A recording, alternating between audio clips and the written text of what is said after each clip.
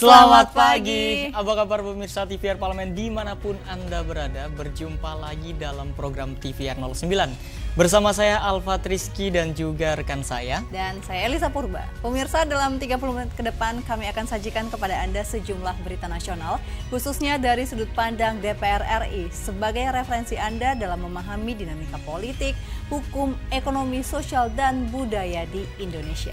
Pemirsa TVR Parlemen, inilah TVR 09 selengkapnya.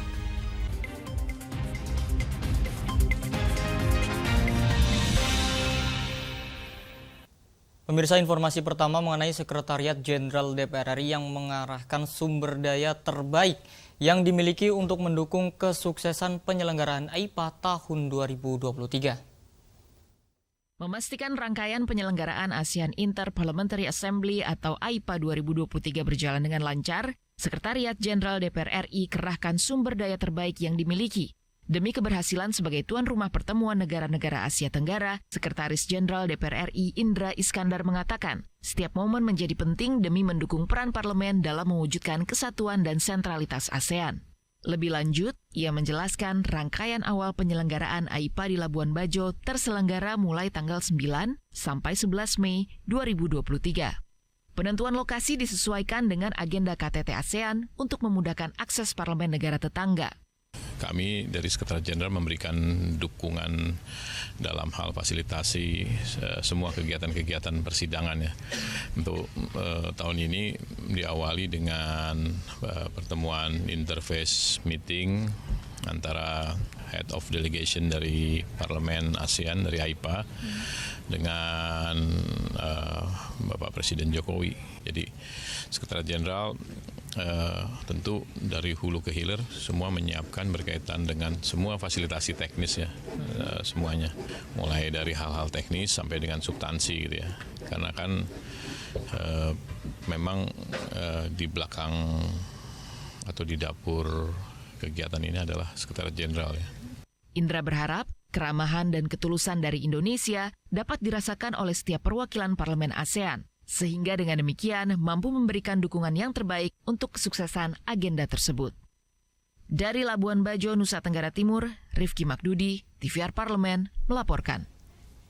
Pemirsa, Komisi 9 DPR RI berharap anggaran kesehatan untuk penanganan COVID-19 dapat dialihkan ke program kesehatan lainnya pasca dicabutnya status darurat COVID-19 oleh WHO baru-baru ini.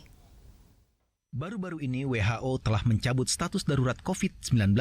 Komisi 9 DPR RI menyambut baik keputusan tersebut. Dengan begitu, pemerintah dapat fokus pada permasalahan kesehatan lainnya.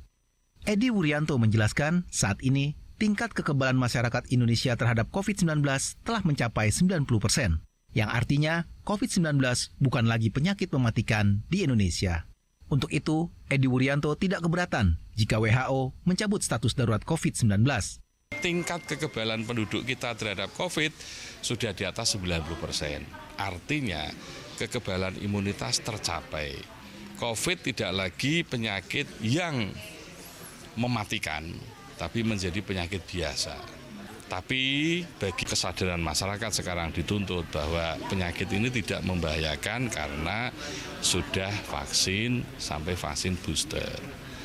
Agar pemerintah bisa konsentrasi pada persoalan kesehatan yang lain, termasuk politik anggaran. Wakil Ketua Komisi 9 DPR RI, Emmanuel Melkiades Lakalena, mengimbau masyarakat untuk tetap menggunakan masker ketika sedang sakit atau berobat, serta menganjurkan masyarakat untuk berada di rumah saja ketika sakit, walaupun status darurat COVID-19 telah dicabut.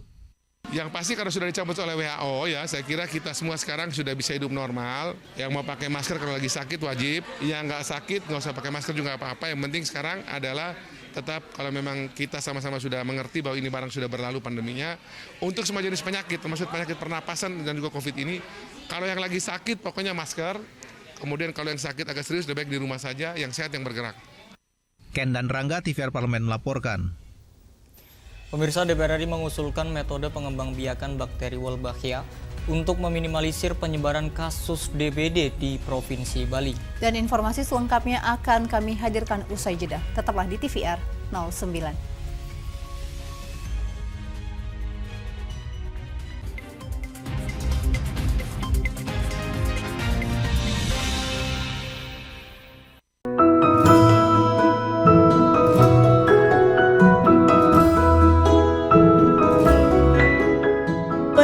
Perempuan Parlemen mengungkap sisi kehidupan pribadi anggota DPR RI dan partisipasi perempuan dalam politik dan publik, keseharian dalam keluarga, dan usaha mewujudkan aspirasi masyarakat di setiap sidang sebagai wakil rakyat. Jangan lewatkan Perempuan Parlemen.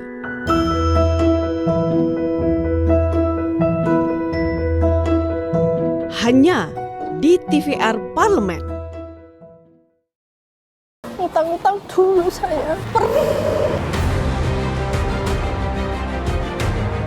Mereka yang tidak cukup paham teredukasi bagaimana menyuarakan aspirasi demi memperoleh jawaban. Sini ditambang untuk seperti itu, warga sini tidak mengizinkan. Sebab apa? Itu menyangkut isi perut kami semua. Hadir menelisik mulai dari hulu ke hilir. Mengapa? Nah, kalau kita telusuri kenapa banjir ini hampir setiap terjadi. Hingga menemukan apa yang belum terkuak secara nyata. Kan kabeh niku sedulur, Pak. Nek kula ngrencangi mriki, sing mriki gelo, nek kula ngrencangi mriki sing mriki gelo. Nggih kedah adil wae, Pak, tengah-tengah. Menghadirkan peran anggota DPR RI demi mendapatkan solusi. Saksikan Suara Dapil. Senin sampai Jumat pukul 10 waktu Indonesia Barat. Hanya di TVR Parlemen. DPR RI memiliki fungsi diplomasi dalam menjalankan politik luar negeri sesuai dengan pasal 116 Undang-Undang MD3. Kontribusi aktif BKSAP DPR RI memainkan peranan penting dalam memenangkan persaingan global melalui IPU, IPA, IPPF, AIPA, dan PUIK. BKSAP memiliki komitmen yang tinggi dalam krisis kemanusiaan dunia. Fungsi diplomasi dijalankan untuk mendukung upaya pemerintah dalam melaksanakan politik luar negeri.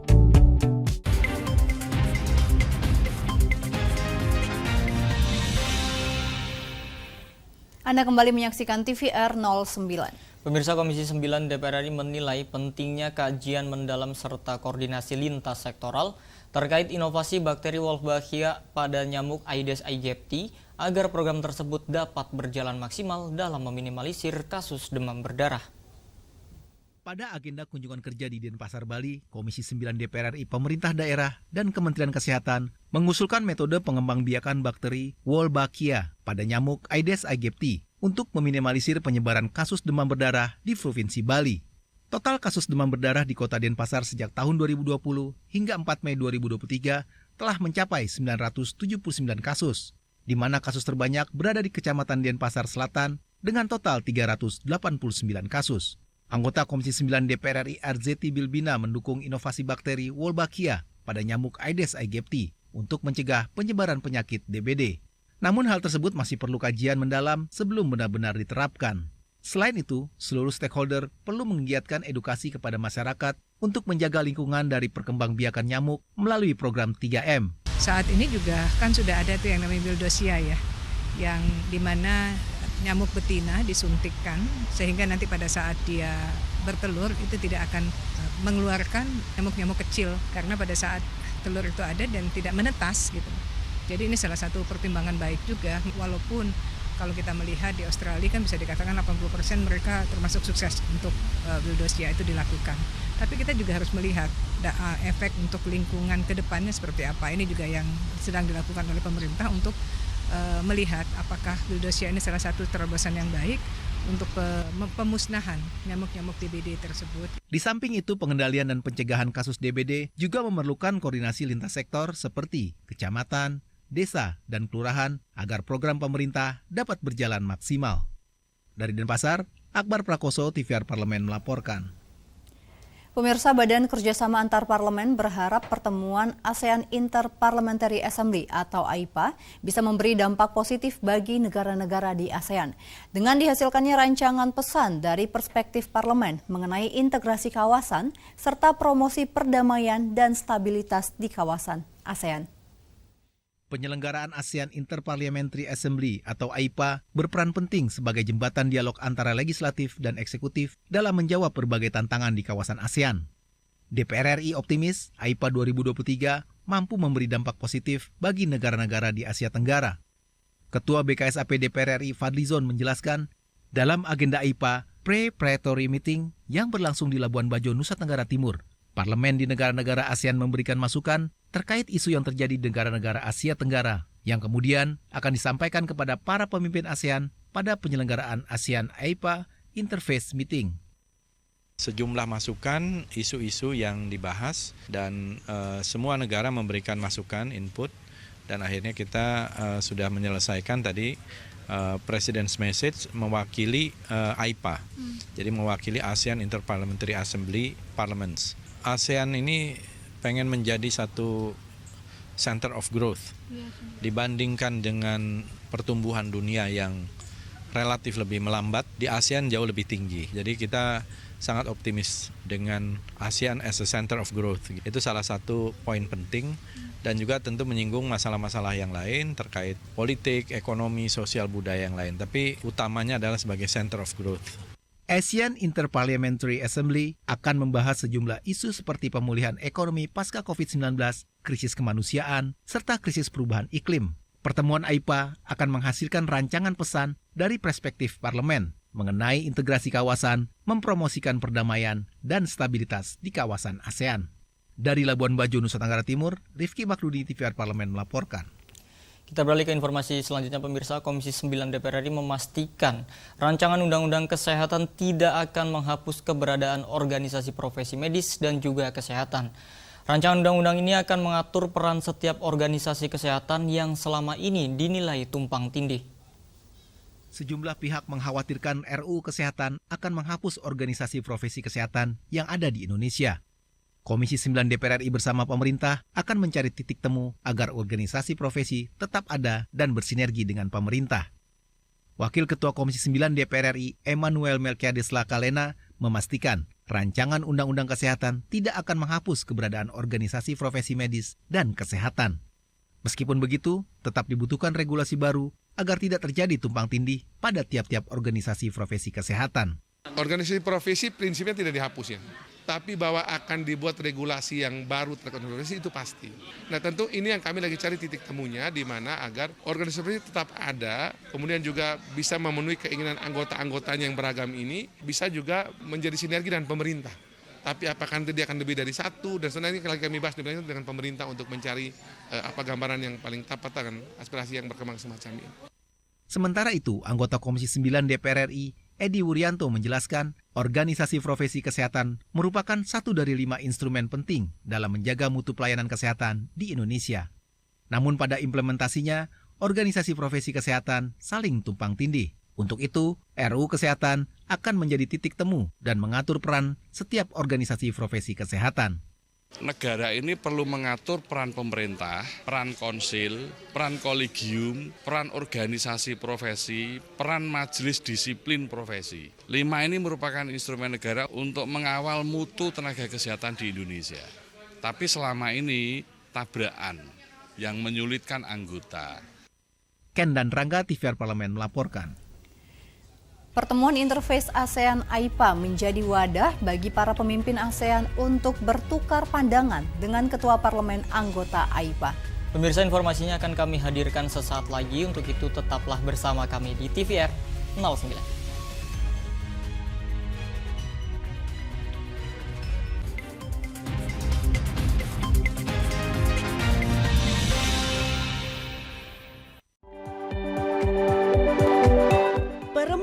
Parlemen mengungkap sisi kehidupan pribadi anggota DPR RI.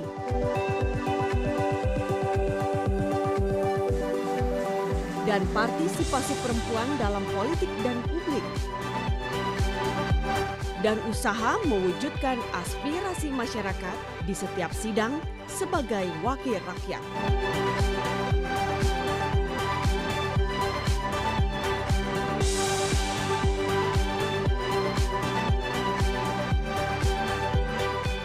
Keseharian dalam keluarga. Jangan lewatkan Perempuan Parlemen. Hanya di TVR Parlemen. DPR RI memiliki fungsi diplomasi dalam menjalankan politik luar negeri sesuai dengan pasal 116 Undang-Undang MD 3. Kontribusi aktif BKSAP DPR RI memainkan peranan penting dalam memenangkan persaingan global melalui IPU, IPA, IPPF, AIPA, dan PUIK. BKSAP memiliki komitmen yang tinggi dalam krisis kemanusiaan dunia. Fungsi diplomasi dijalankan untuk mendukung upaya pemerintah dalam melaksanakan politik luar negeri. Sini ditambang. Konflik yang terjadi, Warga sini tidak mengizinkan. masalah yang tersisihkan menjadi kesenjangan sosial. Ya namanya rakyat kecil gak bisa apa-apa, mau komplain juga gak didengar. Sebab apa? Itu menyangkut isi perut kami semua. Bagaimana memutus keterbatasan untuk didengar? Jadi kalau misalnya masyarakat sudah merasa tidak lagi ada yang memperjuangkan aspirasinya, maka masyarakat memang sangat berhak untuk meminta dewan yang mewakili mereka di parlemen. Kami menyusuri batas-batas peristiwa, mengurai berbagai polemik yang terjadi, meluruskan suara-suara marginal, menjadi nyata dalam setiap aspirasi, melaksanakan tugasnya sebagai wakil rakyat. Saksikan aksi Dewan segera hanya di TVR Parlemen.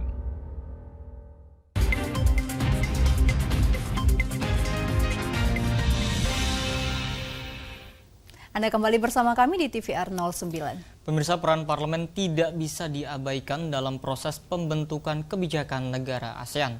Tingginya tensi geopolitik yang terjadi memaksa parlemen untuk berdialog dan bersinergi dengan pemerintah dalam menjaga stabilitas keamanan di kawasannya masing-masing. Pemerintah juga berencana memberikan insentif atau subsidi kendaraan listrik yang dimulai dari sepeda motor dan kendaraan bermotor roda 4 atau mobil listrik hingga Desember 2023. Dan pertemuan ASEAN AIPA ini diharapkan menjadi momentum pemirsa untuk memperkuat pasar kawasan Asia Tenggara agar kedepannya mampu bersaing dengan pasar Eropa maupun Amerika. Untuk mengetahui informasi selengkapnya, mari kita simak laporan mendalam yang telah dirangkum dalam tim redaksi TVR Parlemen di segmen editorial Parlemen berikut ini.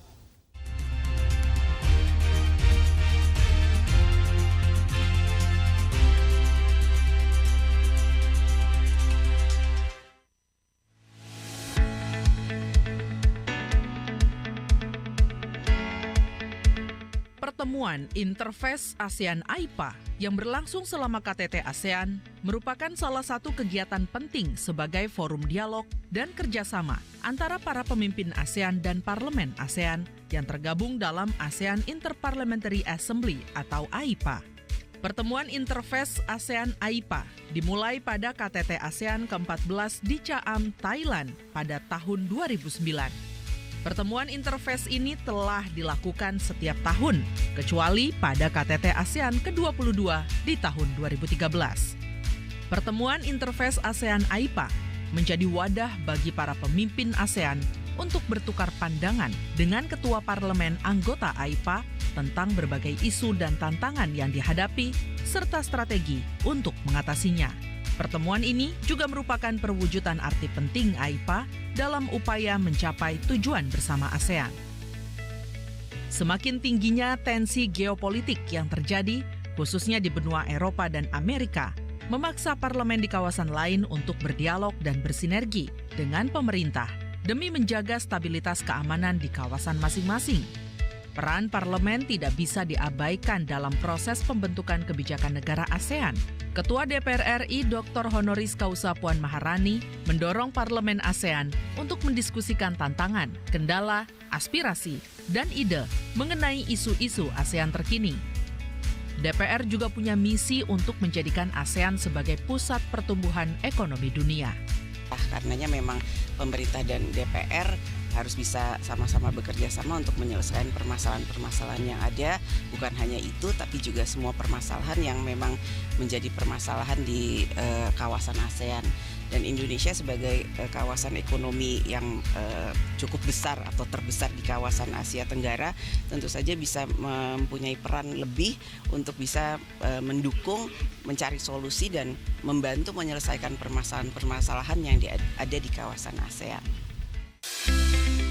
Pertumbuhan ekonomi di kawasan ASEAN di luar dugaan terus meningkat. Bahkan di saat pertumbuhan ekonomi di kawasan lain sedang melambat, Ketua BKSAP DPR RI Fadlizon menilai hal ini bisa menjadi modal bagi ASEAN untuk menciptakan pasar sendiri yang mampu memberi keuntungan bagi para anggotanya. Hampir semua, ya kita kan ASEAN ini pengen menjadi satu center of growth dibandingkan dengan pertumbuhan dunia yang relatif lebih melambat. Di ASEAN jauh lebih tinggi, gitu ya. Jadi kita sangat optimis dengan ASEAN as a center of growth, gitu. Itu salah satu poin penting dan juga tentu menyinggung masalah-masalah yang lain terkait politik, ekonomi, sosial, budaya yang lain. Tapi utamanya adalah sebagai center of growth. Pertemuan ASEAN AIPA ini juga bisa menjadi momentum untuk memperkuat persatuan negara ASEAN melalui people to people maupun government to government dalam memperkuat pasar kawasan Asia Tenggara yang diharapkan nantinya mampu bersaing dengan pasar Eropa maupun Amerika.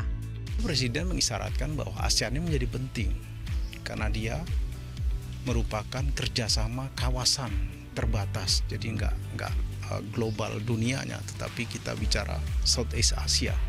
Bayangkan aja pasar yang ada di ASEAN itu sama dengan Eropa seluruhnya. Kenapa kita berpikir perdagangan ke Eropa? Kita pikir perdagangan ke Amerika atau yang lainnya. Sementara kita punya integritas di ASEAN ini sudah seperti Eropa sendiri. Maka itu menjadi penting kerjasama memperkuat kawasan kita. Perlibatan masyarakat dalam proses pembangunan, kepastian hukum, dan penyelesaian konflik dengan cara damai selalu didorong parlemen anggota AIPA untuk menjaga stabilitas kawasan. Harapannya, dengan partisipasi aktif dari seluruh anggotanya, AIPA akan terus memberikan kontribusi nyata bagi perdamaian dan kemakmuran di Asia Tenggara. Tim redaksi TVR Parlemen melaporkan.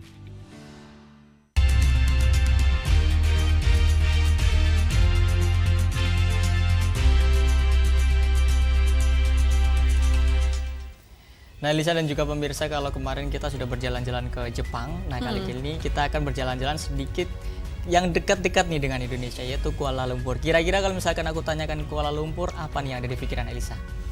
Apa ya? Mungkin surganya belanja kali ya? Atau mungkin kalau kita mengingat ikon dari negara ini, mungkin adalah Menara Kembar Petronas. Kalau kamu gimana? Nah, juga sama sih, karena misalkan kalau kita ingat Kuala Lumpur, kayaknya terbayang hanya Menara Petronas. Padahal Elisa dan juga pemirsa, Kuala Lumpur bukan hanya ada Menara Kembar Petronas saja nih. Karena masih ada banyak sekali tempat wisata di Kuala Lumpur yang menarik untuk kita datangi. Tentunya pemirsa jangan kemana-mana, tetaplah bersama kami di TVR 09.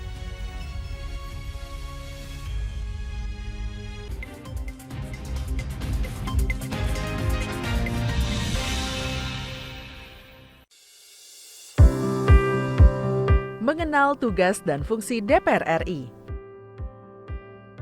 Dewan Perwakilan Rakyat atau DPR adalah lembaga negara yang mewakili aspirasi rakyat. Kehadiran DPR RI merupakan salah satu bukti bahwa Indonesia merupakan negara demokrasi. Sebagai salah satu lembaga perwakilan rakyat, apa saja tugas dan fungsi yang diemban DPR RI? Berdasarkan pasal 20A ayat 1 Undang-Undang Dasar 1945, DPR memiliki 3 fungsi, yakni fungsi legislasi, anggaran, dan pengawasan. Tugas dan wewenang DPR berbeda untuk setiap fungsinya. Yang pertama, fungsi legislasi.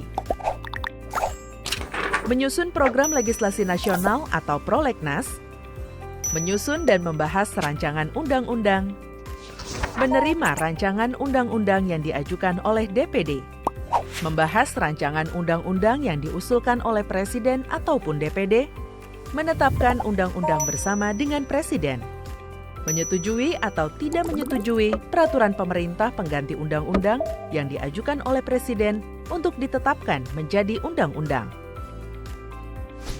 Yang kedua, fungsi anggaran.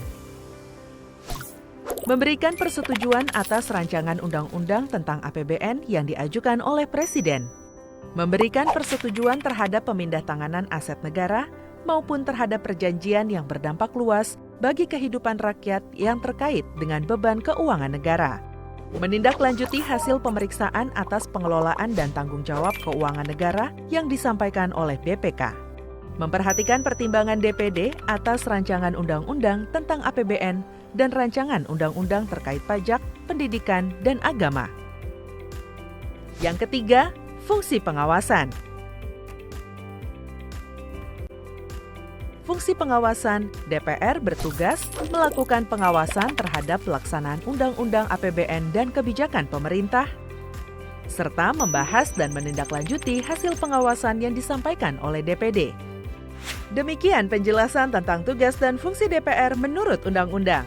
Informasi ini dipersembahkan oleh TV dan Radio Parlemen, Biro Pemberitaan Parlemen, dan Sekretariat Jenderal DPR RI.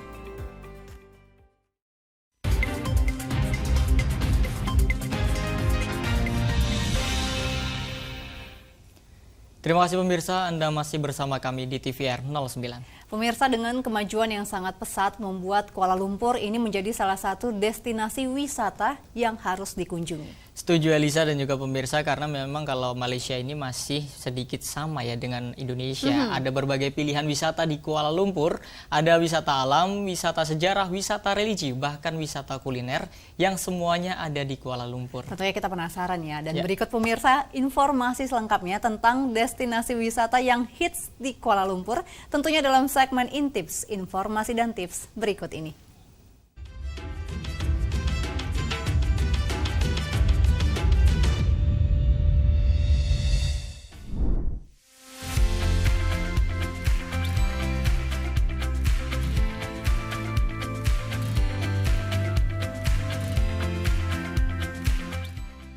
Terletak tidak jauh dari Indonesia, menjadikan Kuala Lumpur sebagai tempat yang tepat untuk berwisata ke luar negeri dalam waktu singkat sebelum kembali ke aktivitas harian. Kuala Lumpur adalah pusat pemerintahan federal dan menjadi salah satu kota dengan perkembangan terpesat di Malaysia. Istimewanya lagi, pertumbuhan ekonominya yang cukup pesat membuat Kuala Lumpur menjadi kota ke-6 di dunia dengan jumlah turis terbanyak. Tak hanya itu, kota ini pun menjadi perpaduan multikultur yang cantik, area belanja dengan harga terjangkau, dan pilihan wisata kuliner yang kaya. Banyak sekali objek wisata menarik yang rasanya tidak ada habis-habisnya untuk dikunjungi. Apa saja destinasi wisata Kuala Lumpur yang unik tersebut? Yuk kita bahas satu persatu. Menara Kembar Petronas.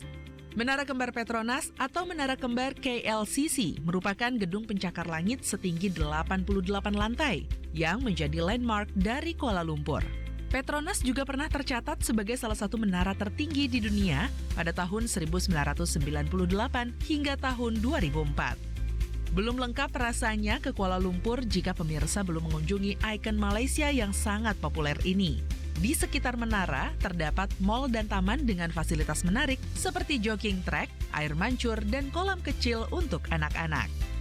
Pemirsa dapat mengunjungi Menara Kembar Petronas dari luar secara gratis atau dapat membayar dan masuk ke dalamnya untuk melakukan tur ke jembatan layang dan dek observasi.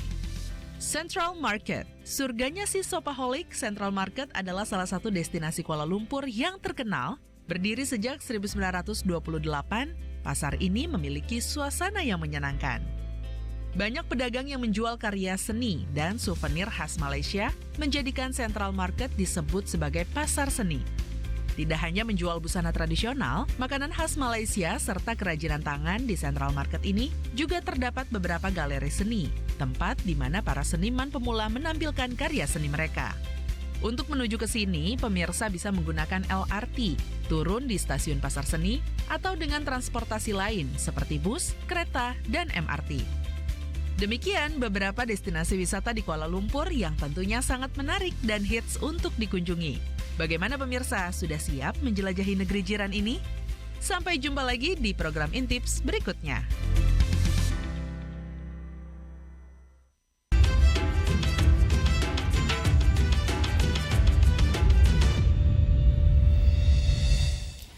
Baik pemirsa, di penghujung acara kami informasikan kepada Anda bahwa saat ini DPR RI sedang memasuki masa reses, di mana seluruh anggota Dewan kembali ke daerah pemilihannya masing-masing untuk melaksanakan fungsi representasi DPR, menyerap dan menghimpun aspirasi masyarakat, serta menindaklanjuti dan memberikan pertanggungjawaban kepada konstituen di daerah pemilihannya. Namun meskipun sedang masa reses, sejumlah agenda serta program DPR RI lainnya tentunya masih dapat Anda saksikan secara langsung di TVR Parlemen.